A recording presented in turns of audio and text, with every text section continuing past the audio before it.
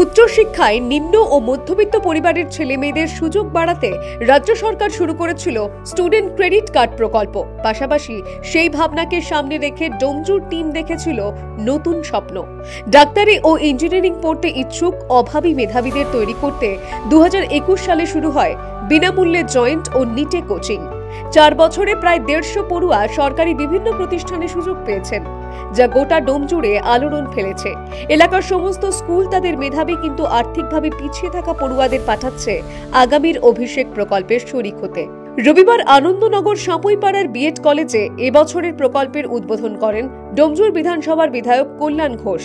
উপস্থিত ছিলেন ডোমজুর পঞ্চায়েত সমিতির সহসভাপতি সৌরভ চ্যাটার্জি, জনস্বাস্থ্যের কর্মাধ্যক্ষ নুরাজ মোল্লা, বালি জগাছা পঞ্চায়েত সমিতির সহসভাপতি তাপস আইন, জনস্বাস্থ্যের কর্মাধ্যক্ষ গৌরাঙ্গ সাহা, জেলা পরিষদের পূর্ত কর্মাধ্যক্ষ তাপস মাইতি সহ এলাকার একাধিক জনপ্রতিনিধি ও অন্যান্য বিশিষ্ট ব্যক্তিরা।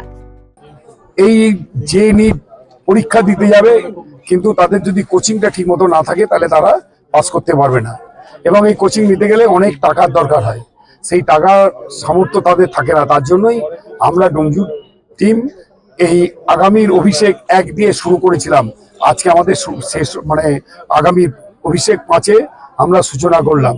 ইতিমধ্যে আমরা 25 জন ইঞ্জিনিয়ার বার করতে পেরেছি, 15 জন ডাক্তার বার করতে পেরেছি।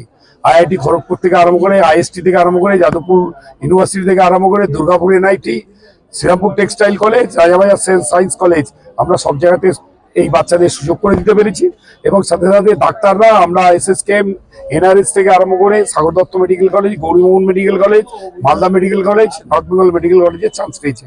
আমরা আনন্দিত এবং গর্বিত যে আমাদের মুখ্যমন্ত্রী মমতা বন্দ্যোপাধ্যায় যে স্বপ্ন দেখে বাংলাকে এগিয়ে নিয়ে যাওয়ার জন্য, সেই এগিয়ে বাংলাকে আরেকটু এগিয়ে দেওয়ার জন্য আমাদের ডোমজুর টিমের এই প্রয়াস। এদিনের অনুষ্ঠানে সংবর্ধনা দেওয়া হয় ওই প্রকল্পে পড়াশোনা করে সফল হওয়া ছাত্রছাত্রীদের।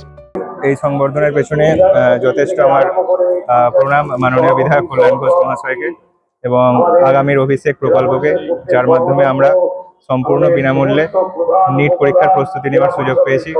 আমি 2022 ব্যাচে, যখন এটা প্রথম চালু হয়েছিল 2022-এ, তখন আমি ভর্তি হয়েছিলাম এবং এতে সম্পূর্ণ বিনামূল্যে পড়ার সুযোগ করে দেওয়া হয়েছিল নিট এবং যেই যারা দিতে চায় সেই রকম ছাত্রছাত্রীদের জন্য।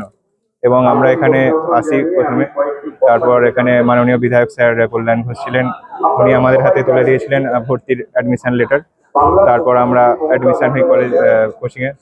তারপর আমাদের 2 রকম ক্লাস হতো, অফলাইনে হতো, অনলাইনে হতো। তো মাঝে মাঝে অফলাইনে করতাম, আর যেদিন সম্ভব হতো না আসে সেদিন অনলাইনে করতাম।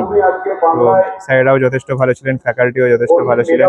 আমাদের স্কুল থেকেই বলা হয়েছিল যে এরকম মাননীয় বিধায়ক কল্যাণ ঘোষ একটি এই প্রকল্পের সূচনা করছেন, যেখানে আমরা ফ্রিতে জেই এবং নিটের জন্য কোচিং পাবো।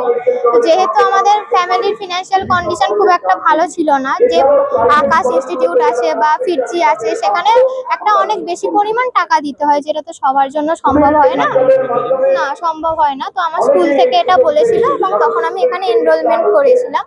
এবং এখানে স্যারেরা খুবই সহযোগিতা করতেন, খুব ভালো নোটস দিতেন এবং তারা সপ্তাহে একটা উইকেন্ডে পরীক্ষারও ব্যবস্থা করতেন অনলাইনে, এবং সেগুলো আমি দিতাম। এবং আমি 2022-এই উচ্চ মাধ্যমিকও দিয়েছি এবং সেই বছরেই আমি ওয়েস্ট বেঙ্গল জয়েন্ট এন্ট্রান্স পরীক্ষায় উত্তীর্ণ হয়েছিলাম এবং ক্যালকাটা ইউনিভার্সিটিতে রাজাবাজার সায়েন্স কলেজে ক্যাম্পাস আমার, ওখানে আমি ইলেকট্রিক্যাল ইঞ্জিনিয়ারিং করছি।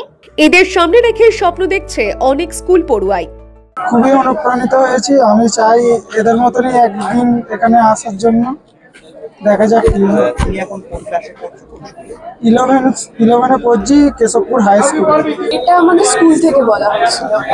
আমার গাম্ভীরকারী গার্লস হাই স্কুল, আমাদের হেডমিস আমাদের ডেকেছিলেন যে প্রথম মাধ্যমিকে যারা প্রথম 10 জন, আমি 11-এ তখন পড়ি, মাধ্যমিক দেওয়ার পর আমাদের সায়েন্সের যারা প্রথম 10 জন ছিল, আমাদের সেরকম ভাবে সিলেক্ট করে এখানে পাঠানো হয়েছিল। আমাদের একজন মিস এসেছিলেন সাথে, তো সেখানে এসে 23 সালে আমরা এখানে এনরোলমেন্ট করে গেছিলাম।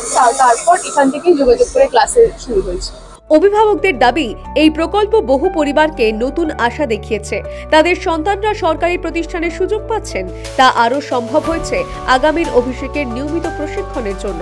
হাওড়া থেকে দেবাশিস গুছাইতের রিপোর্ট, দ্য ওয়াল নিউজ।